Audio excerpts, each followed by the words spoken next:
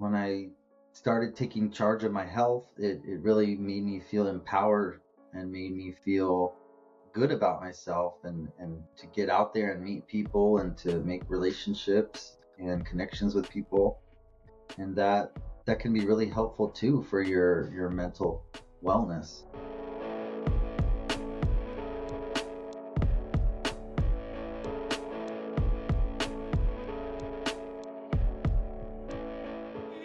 I just went for a little bit of what you shared with me, about your story and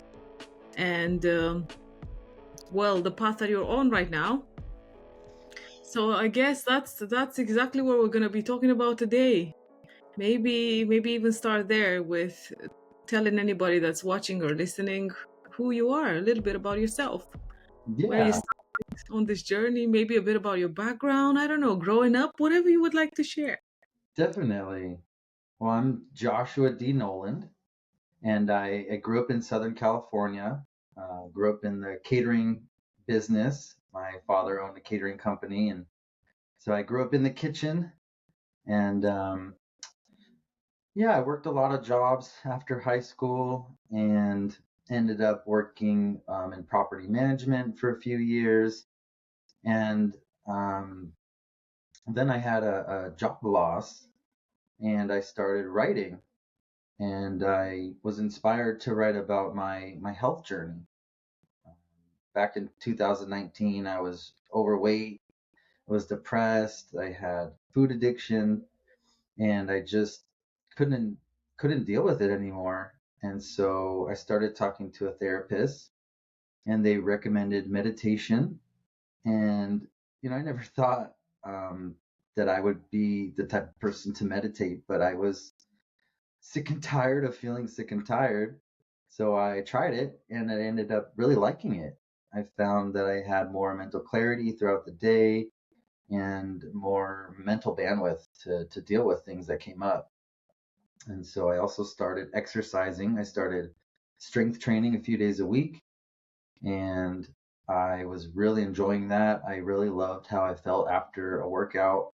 I felt energized and empowered. But I still had a lot of weight to lose, so I started changing my diet.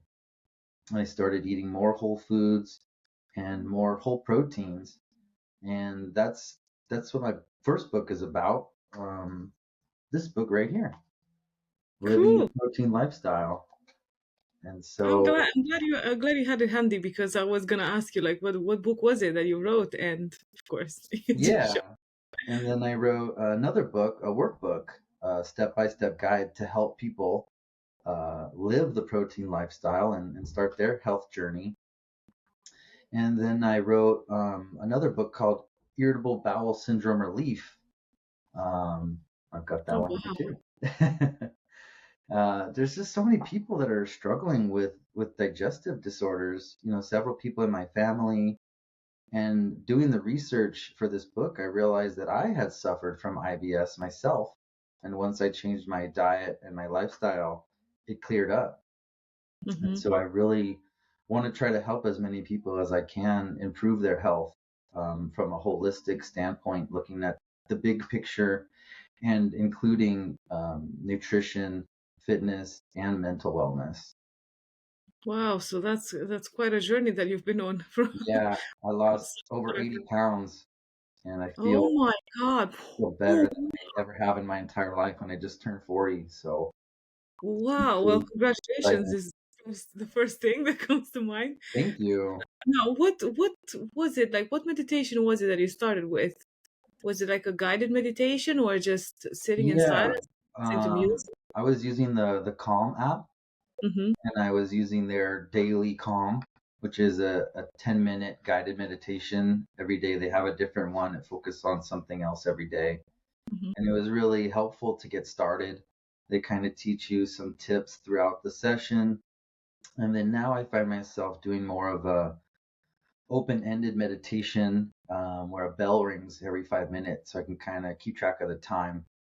And I try to do Mm-hmm. about 10 minutes every day. Mm-hmm. Wow. So Yeah. you slowly build up from starting with guided to following your own guidance, basically. Hmm. So what okay, the story of the books, because you kind of you just tapped a little bit on growing up in a catering family, and it's interesting because I'm gonna want to ask you after, are you still in the catering now, or in the catering industry, or well, when I it comes to healthy eating, I would imagine. Yeah, I am not involved with the catering business anymore. Um, I was, found an opportunity at a 10,000 acre movie ranch in Simi Valley to work with the property manager there. And it was such a beautiful property and such an amazing opportunity to start working with directors and producers and actors to make, films and TV. So I went ahead and changed direction, and I've done that for over 10 years. And I really enjoyed it. And Mhm. then I moved to managing a property for a kids summer camp, and I really loved it. I was the camp ranger slash property manager, and I got to work with the kids, and I was able to keep chickens and pigs there. And the camp actually had a herd of goats that we would run around the property to help with the weed abatement. And the kids really loved that. They really That's loved interacting with them and seeing them. yeah. And so yeah, So where was your okay, besides meditation, and you said you started exercising and looking at your diet, was there a book in particular or some other person that you came across that you were like, I'm going to follow this diet? How did you go about research, let's say, when it came to finding out what was happening with your own body, to figure out how to work with it? yeah, that's a great question. I did go to school for culinary arts, and so as part of that program, the nutrition was included, and so that's where I learned the basics of nutrition. And then one day I was listening to the Joe Rogan Experience, and he had Sean Baker on, and he was talking about the carnivore diet, and it Well, got me really interested.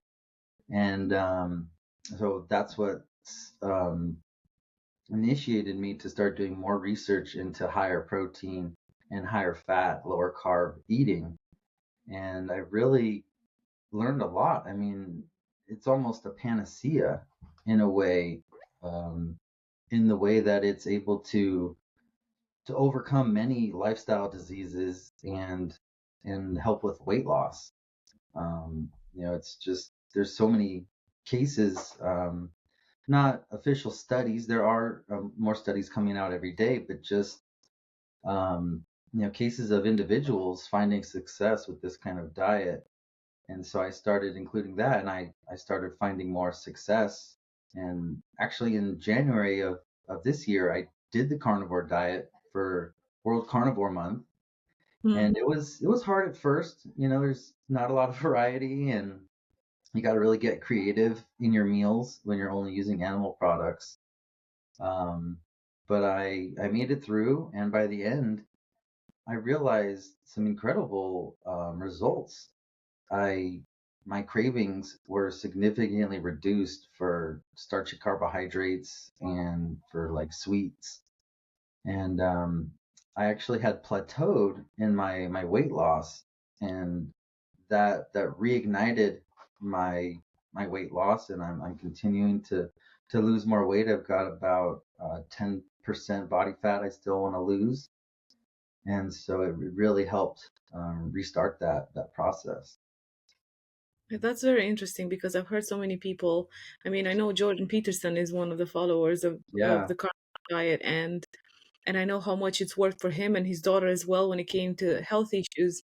My question, because see, of course, there's me in all this thing somehow, because I'm hearing you talk about doing January. The question that comes to mind to me is, what do you do, maybe not you in particular, but people when they want to set up to do this, but they come across their emotional sides of the eating, because Hmm. I am an emotional eater, Yeah. or maybe I should say a recovering emotional eater. I'm not 100% sure where I stand Same with that. here. But I know for sure that there have been many times, and I can recognize how growing up that's been instilled, of shut up here, eat this, and then it's just there's so much in there. How do you work with that process of the mind, because it's the mind that starts talking and Hmm. wanting to have the microphone, to say of no, I can't give up that pastry, let's say, because I want to eat it because I didn't have all my life I don't know what stuff goes on in people's minds, or reasoning, because this is what happens with me. I've noticed I reason as to why I want to eat something, and then, or why, if I want to start, let's say, because it's crossed my mind to start to try the carnivore diet, Yeah.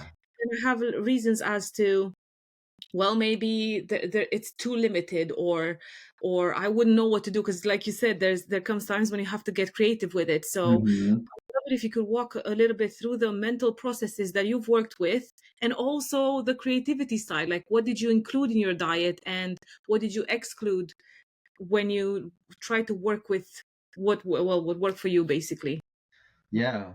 Yeah. It's incredibly difficult to Yeah. manage your eating um, because of that emotional aspect. And when we're children, we are very intuitive eaters. You you offer a kid some broccoli and they'll be like, no, no, I don't want it, and it's their body telling them that they don't want that. And as adults, we've really lost that, especially with all the ultra processed foods that are available now. They're hijacking our brains and our cravings, and it's very difficult.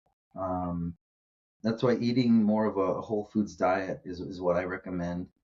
Um, just eating whole foods, that are from the earth, animals and plants. And, I believe that mental health is the most important aspect to overall health, especially in this area when it comes to emotional eating, because it's so hard to overcome those cravings. And, you have a bad day, stuff's just not going right for you. You just want to go and get some fast food or just go get some dessert to make you feel better. And it's, you're getting that dopamine hit. And so what I recommend for people is to replace bad habits with good habits.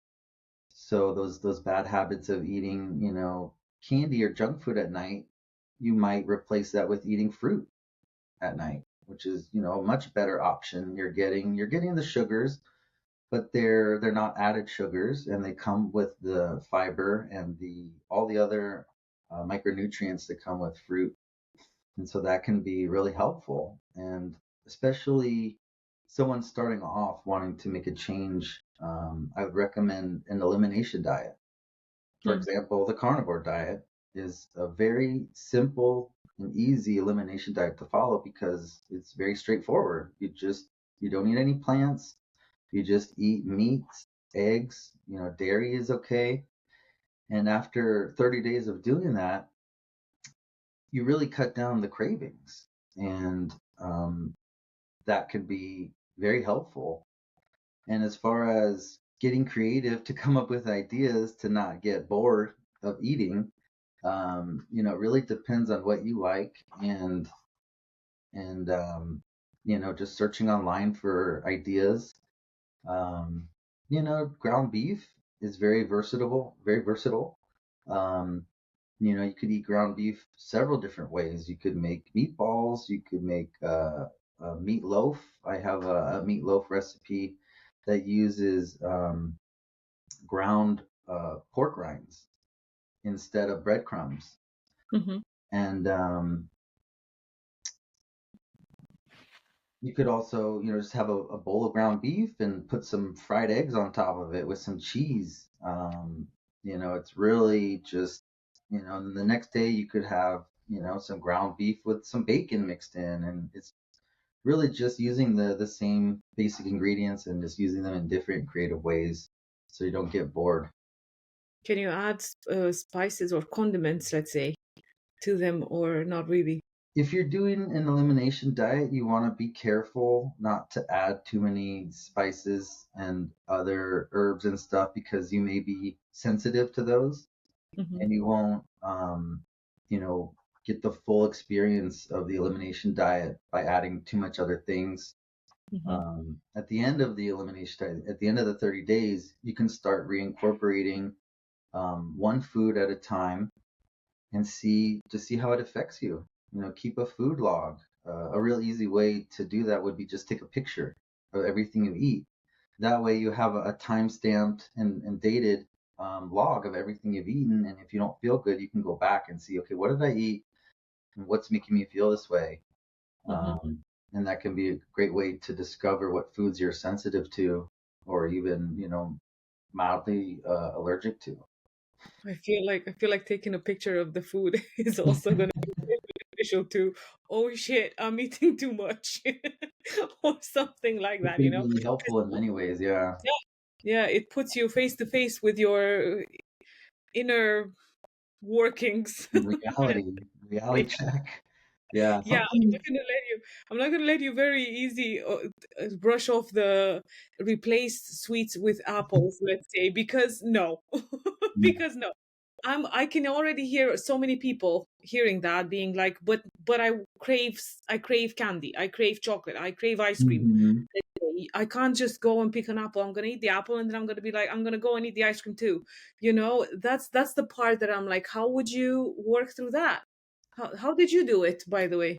Well, I've been cooking my whole life, and I have recipes that I've been developing, and I'm actually in the process of writing my cookbook, which has many recipes that would be great for this exact scenario. For example, my blender ice cream. It's really, really easy to make and simple. It's two ingredients. I use frozen fruits or Hmm. berries. I really like strawberries. So I'll do like 10 ounces of frozen strawberries in my blender, and you blend it up, and then you add 4 ounces of heavy cream. I prefer raw cream because it has all of the beneficial enzymes and Yeah. all the nutrients that don't get destroyed during pasteurization. And then you just blend that up, and it comes out to be an amazingly creamy and sweet, delicious dessert that has no added sugar, and Hmm. it's got the added fat and protein from the cream, and it's just as good as any soft serve ice cream you can get from the store. Cool. Uh, So there is the option of if you can't trick your mind fully into I'm gonna eat apples or just the fruit itself. Oh, there's actually some other healthier alternative mhm. to yeah, because I understand, like you said, you're following a very whole food kind of diet. Yeah. So where would you recommend people going, let's say? Like where would people get raw milk or raw heavy cream or things like that? Well, I live in California, so here it's legal to buy raw milk and cream, and so you can just go to a specialty store like Sprouts or Lassen's and buy it. But a lot of the other places in the country, and I'm not sure exactly the laws in other countries, but it's much harder to find raw dairy products. And I would recommend trying to make friends with your local dairy farmer and trying to source directly from them. Hmm. Yeah. There are some companies that sell frozen raw dairy products, and they'll ship it to you, and that's fine too. But Hmm. fresher I think would be better. So you gotta do your research somewhat and get friendly, get Yeah, friendly with people and and find. that's the best. That's the best you could do. I like to look at things at a good, better, and best kind of idea.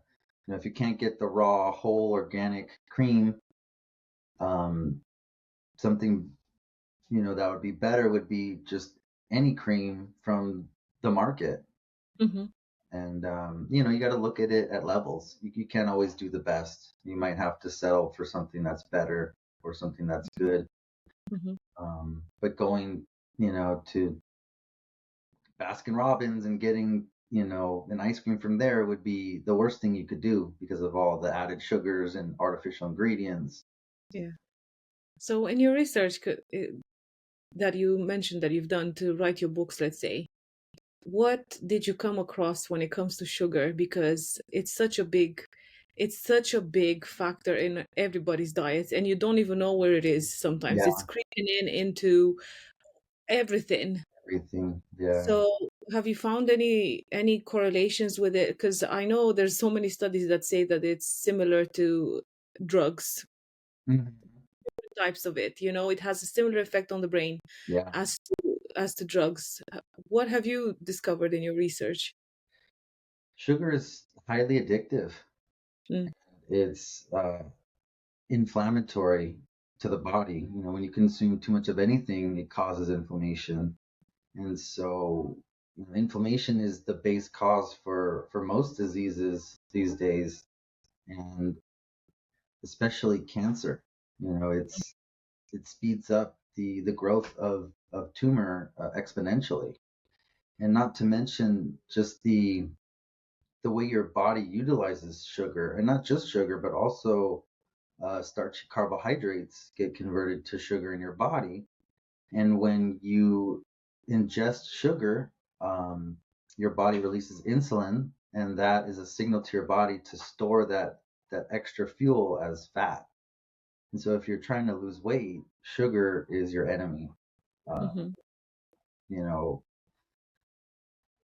getting your sugars from natural sources like fruits and vegetables and milk. You know, people wouldn't assume that milk has as much sugar as it does, but it does in the form of lactose. And mm-hmm. so, if you're trying to lose weight, you want to try to reduce your sugar as much as possible. And by the sound of it, even milk to reduce the milk intake. Yeah, I mean, milk, it's not as bad as, you know, a soda that's Right. highly Right. processed, you know, high fructose corn syrup. So it's that good, better, best scenario again.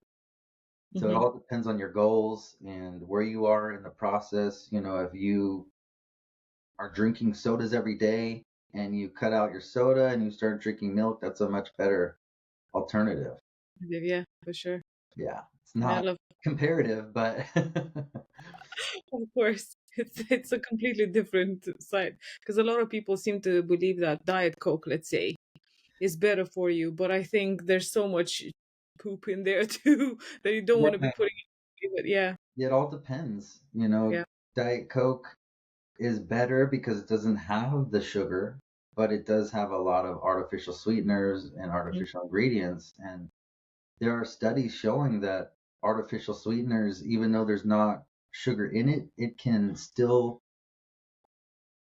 um, it has the same mechanism of your body. Like, oh, you're getting something sweet, it's gonna release insulin, and it's mhm. gonna contribute to the cravings for sweets.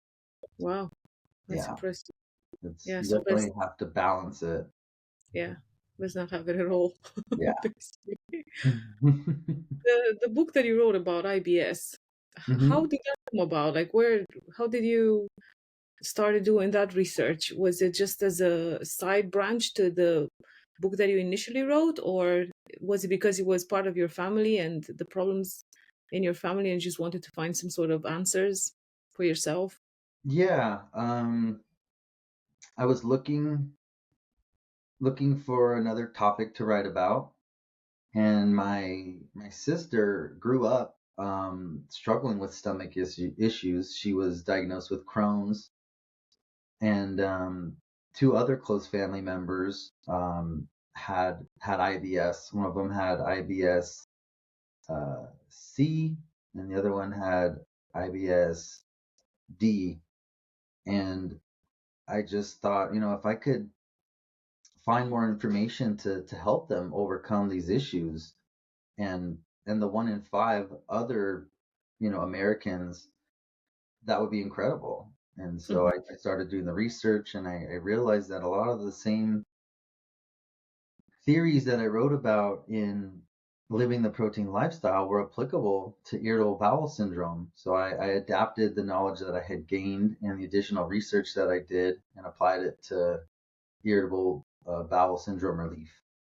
Hmm. I didn't even know because you mentioned IBS C and D. I hmm didn't realize, I didn't even know. See how much I know about it. I didn't Yeah, even know the categories of it. So, Enlighten me, please. Because now I want to know. It's just the way that they classify people with IBS. You know, IBS-D stands for diarrhea, and IBS-C stands for constipation. And Right. it's really interesting. You know, the word syndrome is really just a collection of different symptoms that doctors don't really know what's causing it. And they Mm-hmm. just kind of lump them all together and call it a syndrome, irritable bowel syndrome.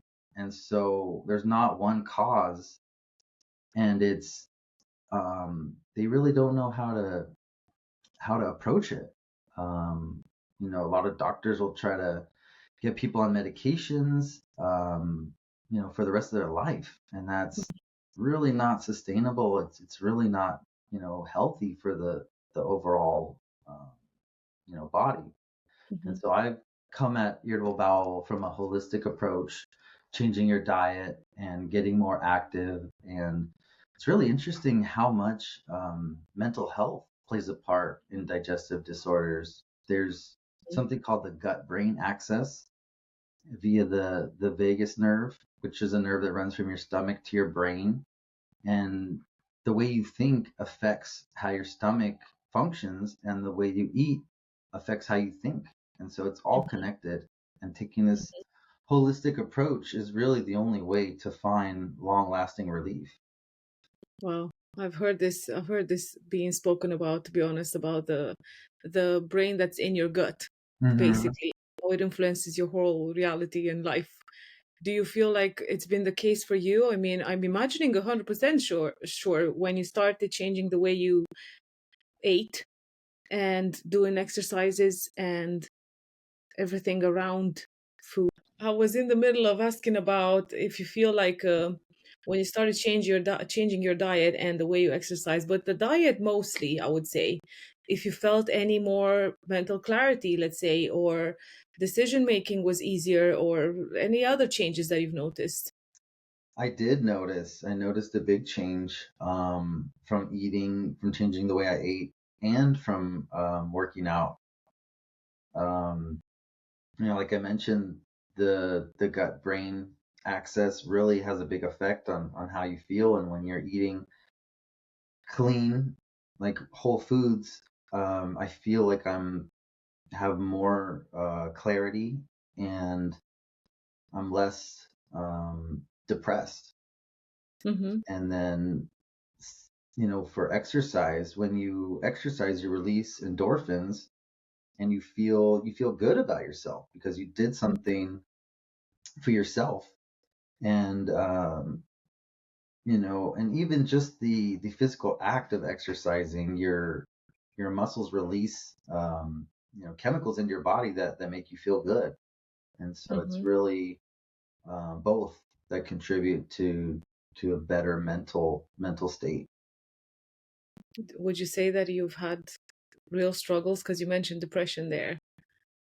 Is it okay? Are you okay to talk about it, about your struggles that you've had and how those were created? And do you think that it was something to do with the weight, or was it something else as well? Yeah, I'm comfortable to talk about it. um yeah, it's hard to pinpoint. I was always overweight growing up, and I felt um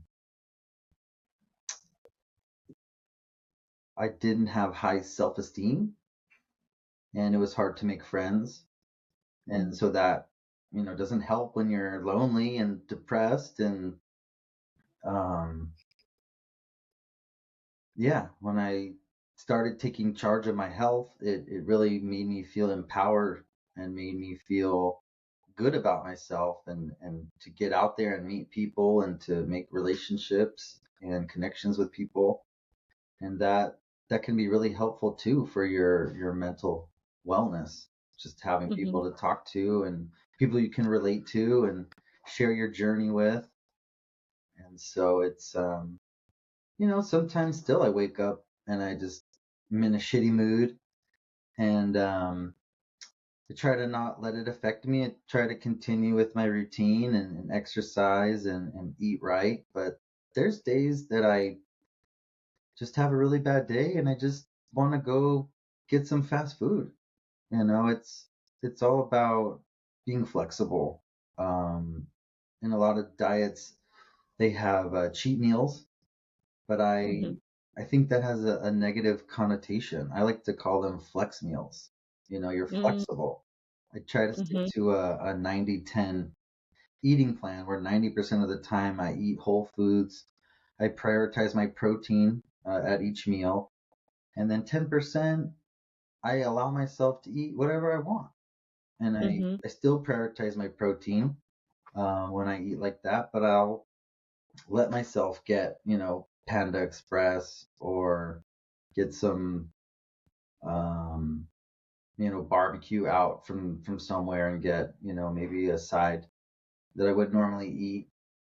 So you Yeah. can't deprive yourself because Yeah. then life's no fun. You need to still be able to have fun and enjoy, especially like family gatherings when you're having those foods that you grew up with and you enjoy and you associate with family.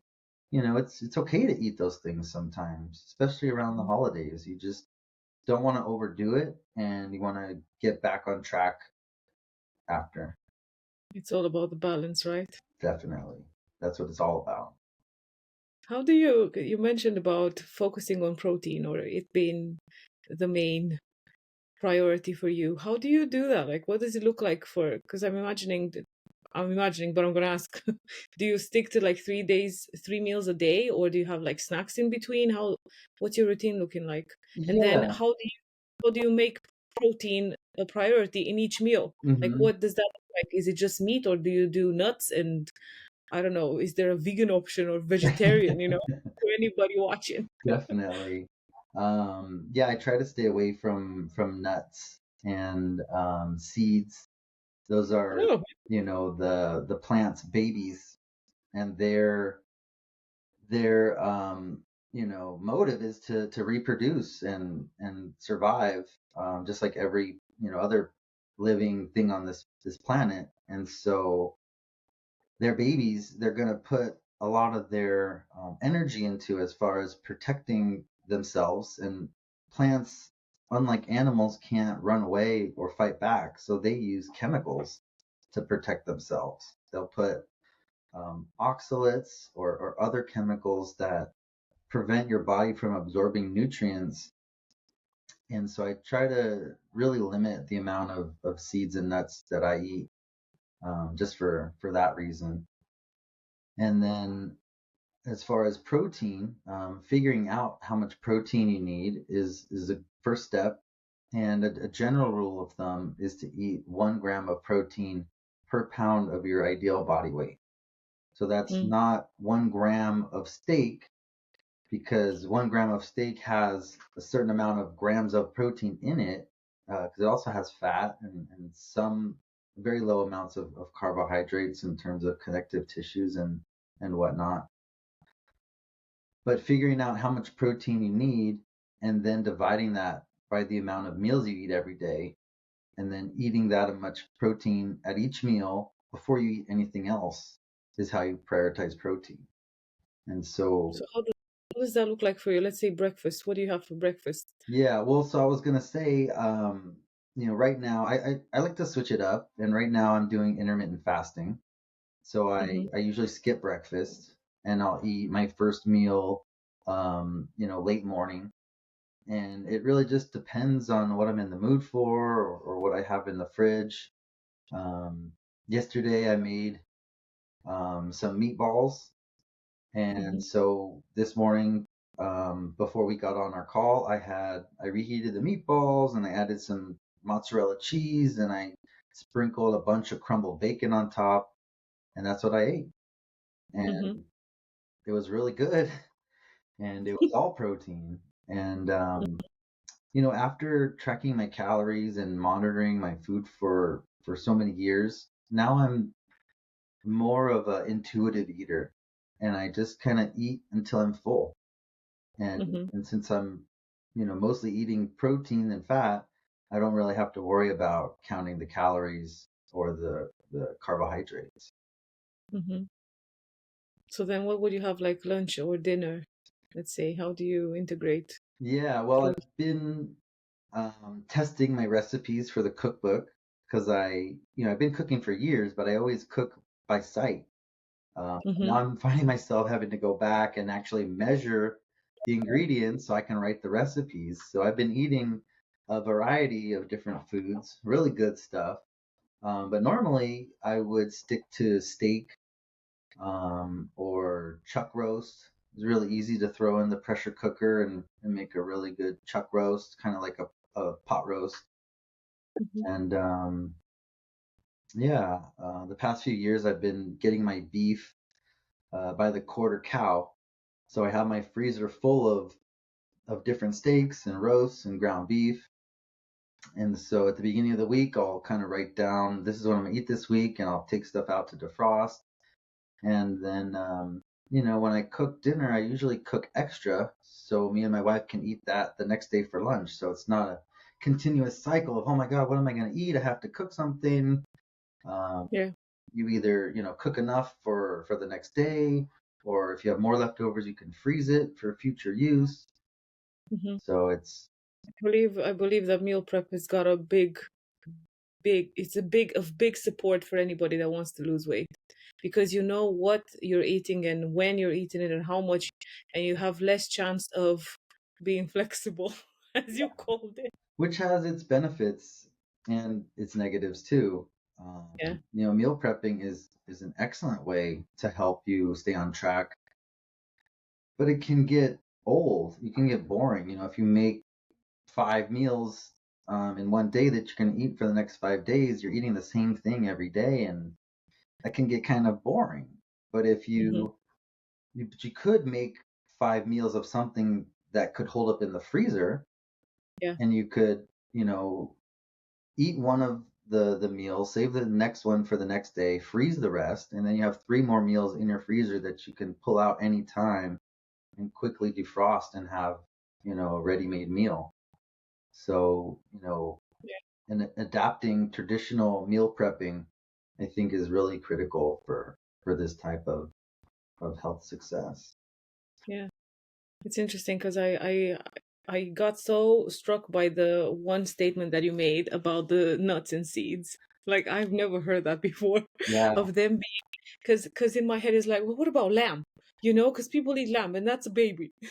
That's a baby animal. Well, So veal is a baby lamb, but other types of lamb is not necessarily the baby. And there's, of course, there's, issues with that, humanitarian type of issues with the way animals are treated. And there's a lot of vegetarians and vegans that choose that diet because of the way animals are treated.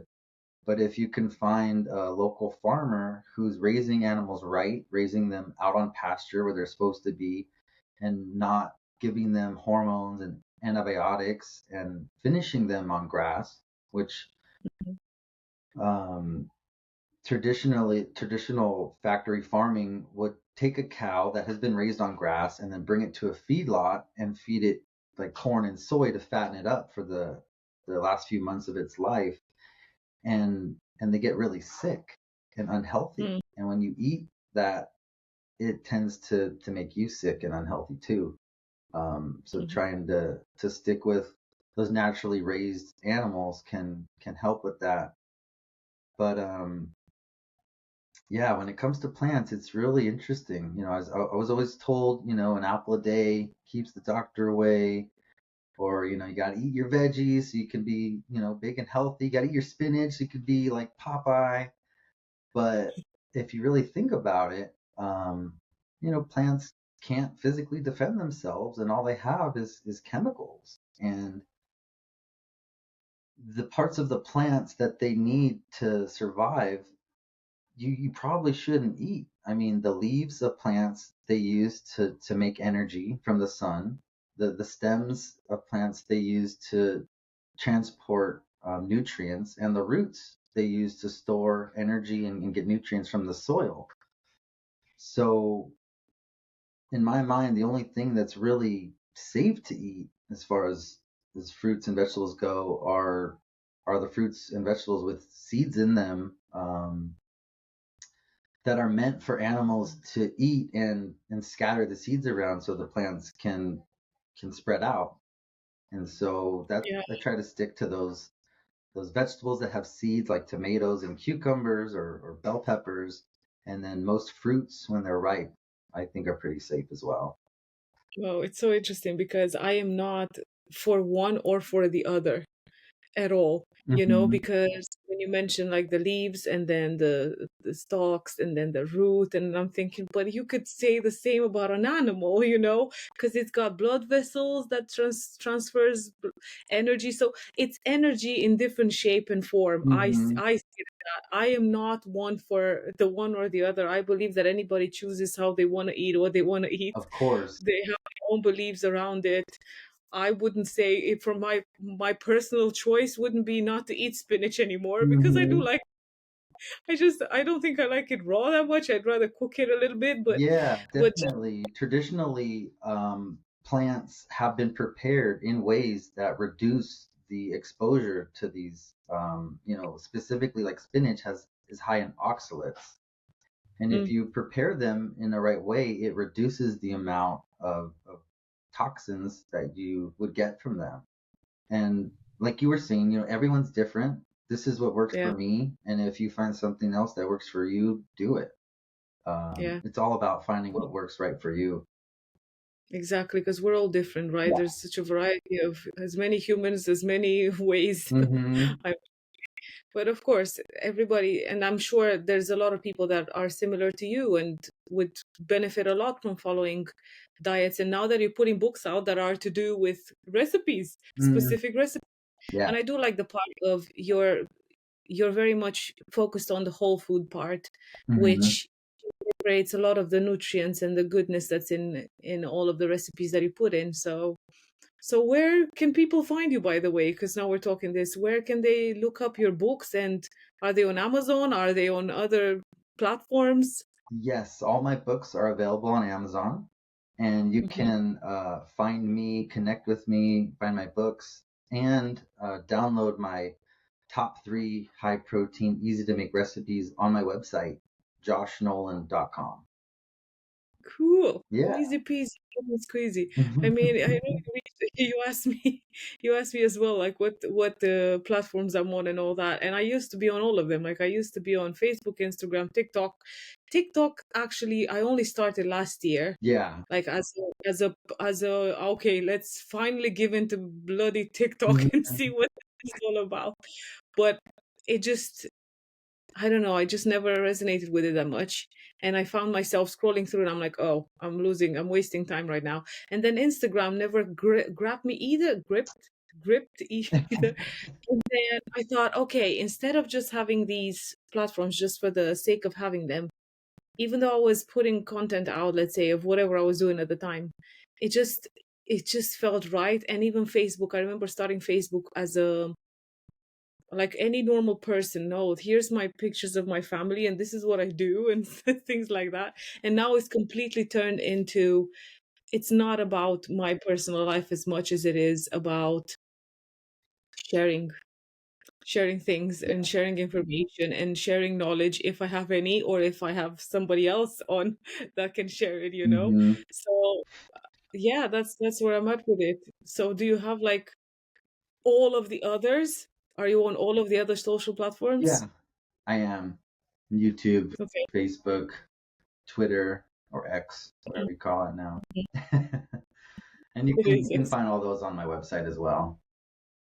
cool. So I gather you can send me all of those as well. Yeah, So I can put them out for people to just find you or easier after. So what's next for you then? What are you, besides your cookbook, what else are you planning on? What's like I new am in the future? process of developing some cooking programs to help Oh, people start cooking using whole foods at home. hmm. So Is that going to be like a TV show or what? How? In it's what form? gonna be like a course, like video courses. Hmm. Yeah, some stuff I'll put on YouTube, and then other stuff will be available on my website. That's so cool. I Yeah, love that. it's really fun. I I, really enjoy cooking and sharing my knowledge and letting other people discover their talents for cooking. It's really fun. Yeah, I believe that once you find that purpose for yourself, it's so much easier to do anything, because you're doing it out of the passion. So Yeah. it sounds to me like that's what's happening with you. You really like this stuff.